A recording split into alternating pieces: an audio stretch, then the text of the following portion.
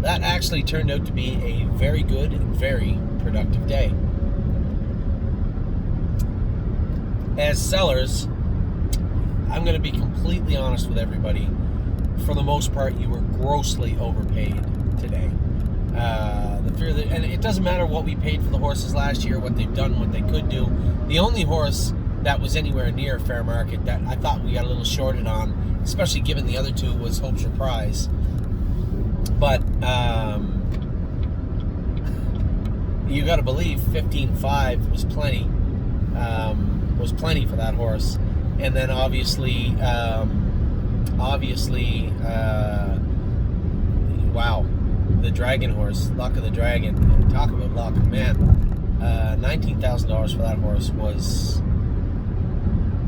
excessive. So regardless, it's done now. The sale's over with. We sold 3 and we bought 3. Now, not a lot of you were paying attention. You didn't realize I bought a racehorse also. So I had talked to a number of people about a number of horses that were in the sale over the last week. I'm not oblivious to the fact that we've sold some horses, but at the same time, can we just replace them with 2 and 3 year olds? Not always. Got to have some horses that can race in Ontario and in Ohio. Now, the horse that I bought was a little peculiar. Here was a horse that I gravitate towards anyway. Trouble trotter, making breaks, acting up. Used to be, before you all got to know me, used to be my bread and butter. That's kind of what I did, was to kind of take problem trotters and tinker with them and, put them back together, so to speak. Or put them together to begin with. Now, the Burke stable had this horse, obviously had a lot of speed, had some difficulties. She was very erratic. This was a filly that is in the consolation, though. Exactly what we tried to accomplish with My Jazz the other day, Ron Burke did accomplish with So and Sue. Thought it was So and So, but whatever. And So made it into the consolation for $75,000. Not to mention, she's got less than 20 grand made, and I think 1 or 2 wins. That's a horse that fits a lot of classes. Now, to be fair, most of the horses that we've sold this summer were running out of classes. This horse has an abundance of them. So, if we're going to replace racehorses with racehorses, this is the type of way you'd replace them. Now, eventually we're going to have to go out and buy some good horses too, I would imagine. I'm certain there's an appetite to do so at thestable.ca, and we'll get to that as the mixed sale in Lexington starts to take shape. Maybe the mixed sale in Harrisburg starts to take shape. There's a lot of people much like us that are looking to move horses and build yearling capital also. So it's a time of year where there's a lot of buying, a lot of selling. Man, there was some selling today. Wowzers. So we talked about what we got for our horses. I talked about the aged horse. Now, as of right now, I didn't tell anybody. I didn't even tell Kelly and Wendy. I still got to do that. We bought a 3rd horse. So and Sue is a 3-year-old Wishing Stone trotting filly. We purchased from Ron Burke's stable. She is entering our barn, and she will be racing very, very soon in the stable.ca. So she'll be up on the site also tonight, I guess. I gotta reach out to Kelly and Wendy. What else I got there? I didn't know what I would buy. I had a list of about 12 yearlings I wanted to look at. Now, some of these horses are put in by the Amish people. Some of them are put in by people that didn't want to go to the select sale, but to be fair, some of them were rejected by the select sale. And the select sale, the selection process for the select sales across the board are highly political also. Now, not to say that Randy and the people that do those inspections don't do a good job. They do. I think if you gave them a level playing field, then it would be easier to do their job. But there is a lot of politics that goes into select sales, selecting for the select sales. So there's a good chance that if you walk around with a straw hat and your sister made your jeans, there's a good chance that you're not getting in the select sale. I'm sorry, but that's just the way it is. Unless the horse has impeccable pedigree. Of course, I'm talking about the Amish people. Maybe there's people out there with sisters that are seamstresses that also breed horses. And I apologize if I've offended you. But there was an abundance of Amish sellers today. That's just the way it is. There's nothing wrong with that. It's just, and to be quite frank, a lot of those people maybe don't want to be in the select sale for a number of reasons also.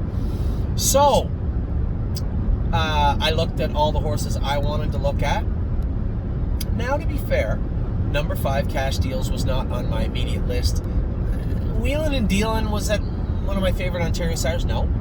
Really, it came down to value, affordability, and just the sheer build of the filly. She looked impressive. It's hard to look at a video.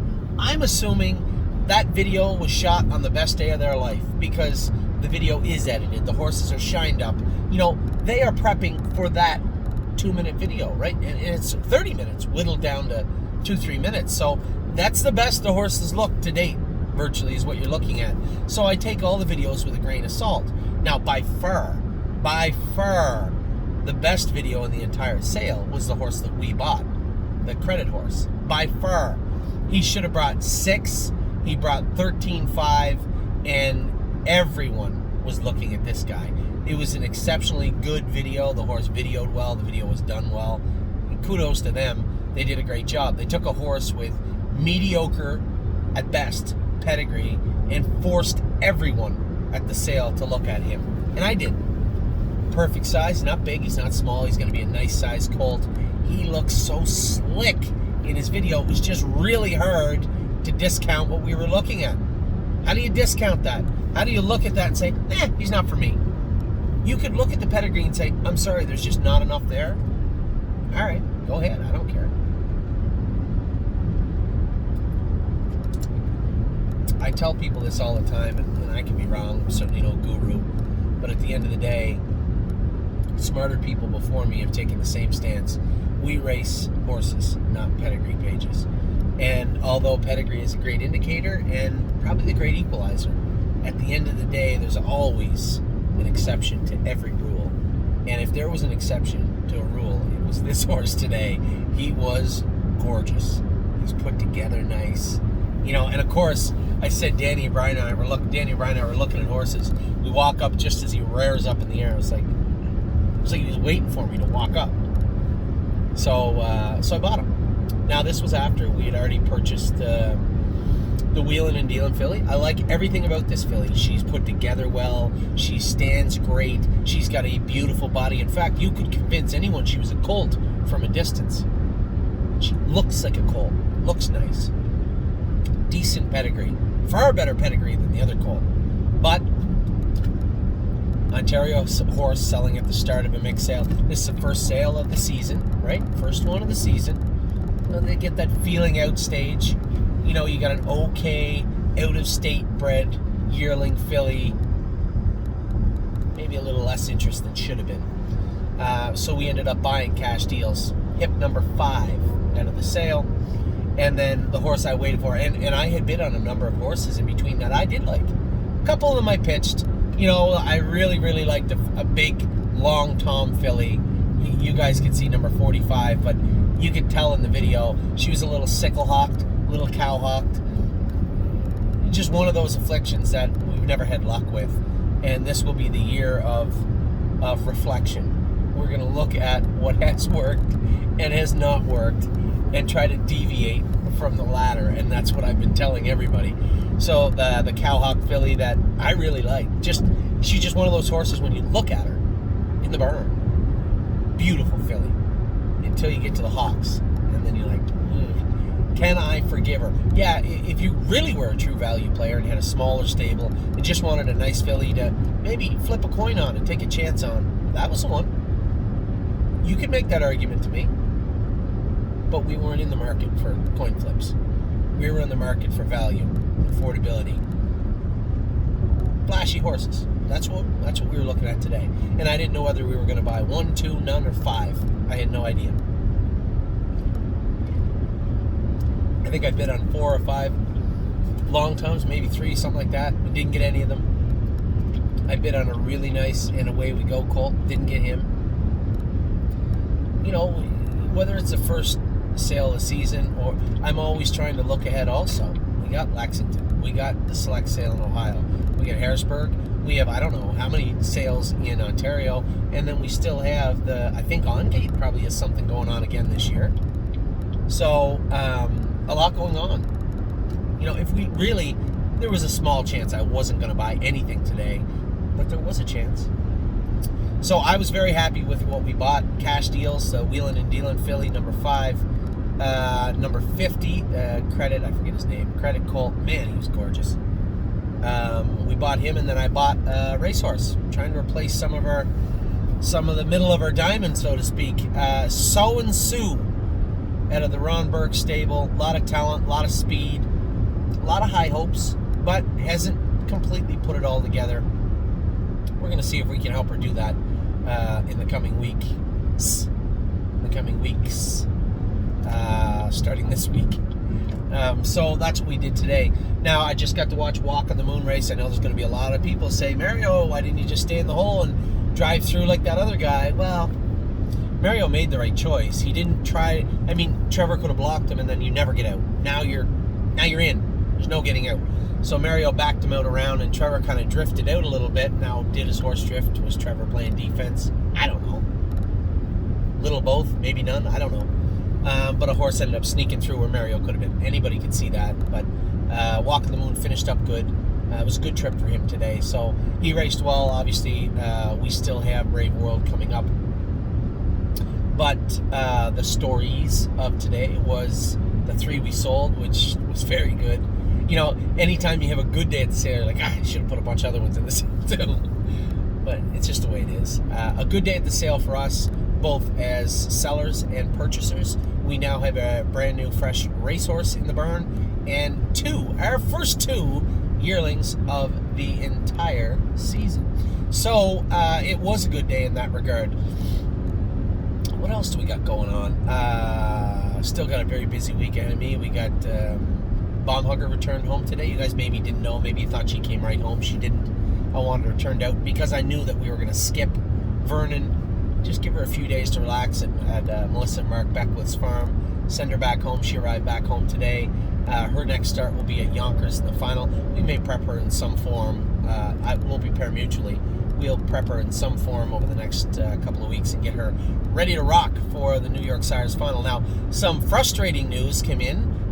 We happened to overlap the calendars and notice that the 4th leg of the Sire Stakes in Lexington is the exact same day as the finals in Ohio and at Northfield Park, and the Stallion Series finals in Philadelphia. That sucks. I mean, ask me right now.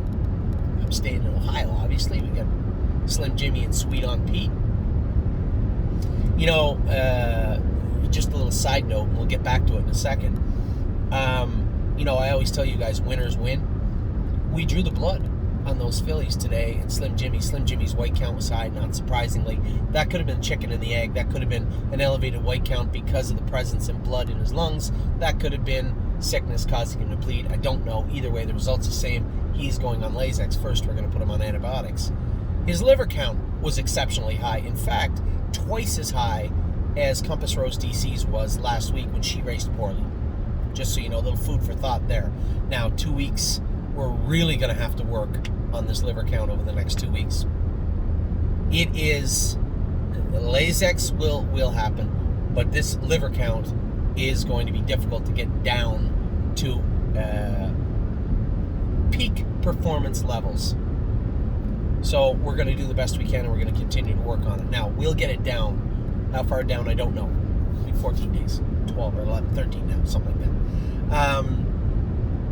Sweet on Pete tied up the other night in the race. And you might say, how do you know? We drew her blood the day after the race, and her CK was higher than her AST. Which means, for those of you that are horsemen, the CK is the level that goes up and down quickly. The AST is the level that it settles out at. The AST was 400, yet the CK was 800. She tied up on race night a little bit and still won. Winners win. So, good job by Sweet on Pete. For those of you who said 30-3, she looked a little weak, well, that's why. So, Sweet on Pete actually looks better than she did going into the final. Now it's all about post position that's an easy thing to fix, the SGOT, the AST by in 2 weeks. 800 is not even worth speaking about after tonight. The liver count on Slim Jimmy is something that might be a little more problematic, but we know it's there. We have time. We'll work on it aggressively, and we'll get it down. So between the liver count exceptionally high on Slim Jimmy and bleeding, how good was he? He trotted in 57 last quarter in like 30 in a piece, 31 seconds, with an extremely elevated liver count and blood in his lungs. So that may seem dangerous to you. The bleeding will be fixed with Lasix. There's no two ways about that. Liver, see if we can get that down in the next 2 weeks. We should have both the filly and the colt coming in sharp. And we'll put it this way, he can't help but be immeasurably better than he was the other night, and he wasn't gross. He was just beaten fair and square. So a big night coming up for the Colts, for the filly and the colt on the 5th. It's on the same day as the Stallion Series final and the 4th leg in Lexington. I was going to say, hey, we'll just put Scott Zeron on the horses, but he is Antonacci's horse, so maybe we'll just get lucky and they'll miss one another. He's been going down there to drive in the legs. Obviously, I would prefer my brother Mark, but I don't know if he hasn't been going down there. So kind of the way it trends is, if you don't have drives, there's no reason to believe that he would be listed on horses in the 4th leg when I didn't see him in leg 1, 2, or 3 in the state of Kentucky, right? So, I almost said the state of Lexington. Good day at the sale, good days ahead, hopefully at the track. Taiwan On is in, drew, I believe, a decent division for the Sire Stakes, so she's on the cusp of making it in the Sire Stake final. If she doesn't, then she and Amor Diener are going to be at Philadelphia on the 5th. So either way, we have horses making the Constellation, the Stake final. It is again a very good-looking calendar ahead for us. We got 2 in the final. A number of horses in the Buckeye, likely the Buckeye final, are headed in that direction. 1 that's headed to the Fair final, and at least one heading to the Sire Stakes finals. So pretty good look at what's coming up. Again, for those of you who maybe haven't been following or interested or not interested now, the Buckeye purchasing partnership is full up. It's completely full and closed. We will be having, you're going to have to wait 72 hours after the sale to dig into the rest of those horses. I guess it's only fair. We should have a secondary list put together. If you really want a horse we bought, send me your name. I'll put your name on the list. Really should be first come, first serve, and the best way to do that is, or maybe I'll ask Kelly to populate a list. Now, the one thing we do have to do, and I forgot about it till right now, I'll talk about it again if I do a video tomorrow. I'm going to have to. The track called today and is looking for numbers of clients that may be at the finals. Obviously, this is for owners, and we have a lot of you. We will corner the market on owners for sure in the clubhouse that night, just for dining, for food and whatnot. They're asking for rough numbers. So I'll ask Kelly to put in an RSVP.